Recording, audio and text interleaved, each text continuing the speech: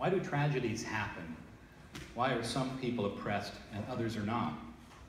If God is loving, why does anyone suffer? In today's gospel reading from Luke 13, Jesus is asked about two tragedies in Jerusalem about which we know very little. Apparently, Pontius Pilate, the Roman governor of Judea, had ordered his soldiers to kill some Galileans in or near the temple. Around the same time, a stone tower near the pool of Siloam collapsed and killed many people gathered there for prayer. Why do such things happen? Surely there must be some reason, surely someone to blame. Let's listen in as Jesus responds to these questions. At that very time, there were some present who told Jesus about the Galileans whose blood Pilate had mingled with their sacrifices. Jesus asked them, "Do you think that because these Galileans suffered in this way that they were worse sinners than all the other Galileans? No, I tell you. But unless you repent, unless you change, you will all perish as they did." Jesus continued, "What about those 18 who were killed when the Tower of Siloam fell on them? Do you think that they were worse offenders than all the others living in Jerusalem? No, I tell you. But unless you repent, unless you change, you will all perish just as they did." May the church hear what the Spirit is saying today in the gospel reading. So I plan to preach about the reign of God today, meaning reign, R-A-I-N. The reign of God's love that falls on everyone, the good and the bad alike. But after seeing so much devastation due to rain, the reign of 3 successive hurricanes, Harvey, Irma, and now Maria, not to mention the earthquakes in Mexico, the image of God's love raining down upon us seems to actually raise more questions than it answers. So I feel called once again to try to speak about the faith-stretching implications of these kinds of natural disasters.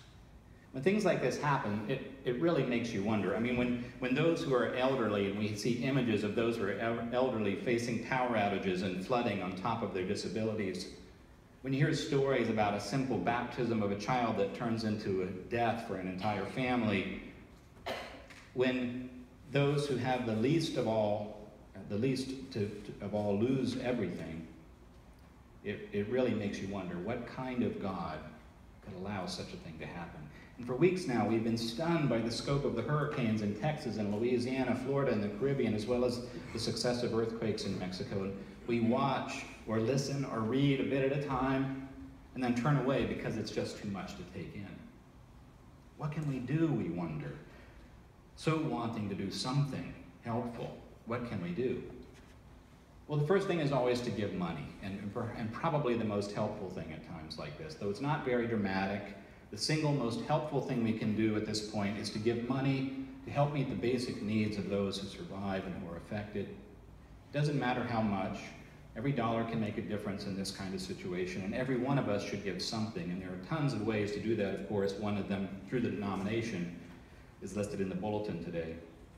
But after that, what?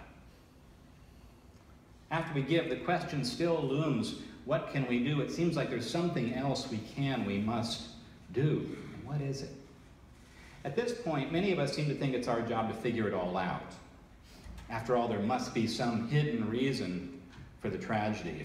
It was God's will, people often say. Or it is God's judgment, as if God were in the business of killing the innocent for any reason. Whether we say it or not, we also often have a subtle tendency to suspect that those who suffer must have done something wrong. Perhaps they weren't taking care of themselves, maybe they put themselves in a risky position, or they sinned in some way that we just don't know.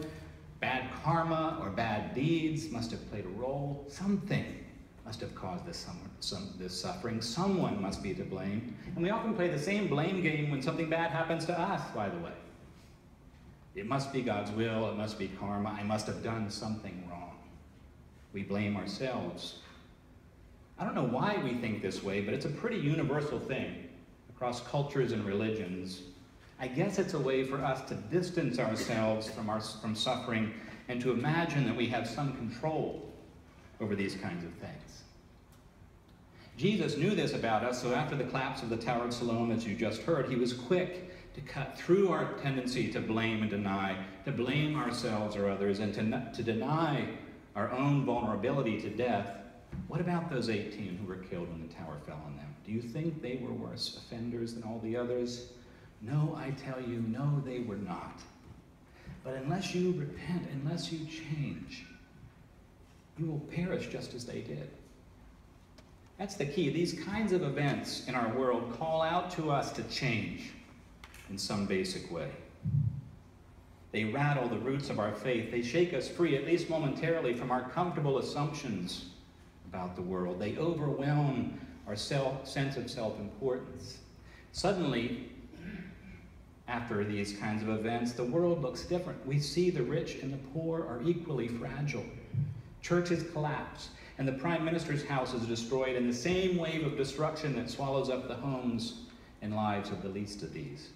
We see those beyond our borders, even those who are most destitute in the world, are simply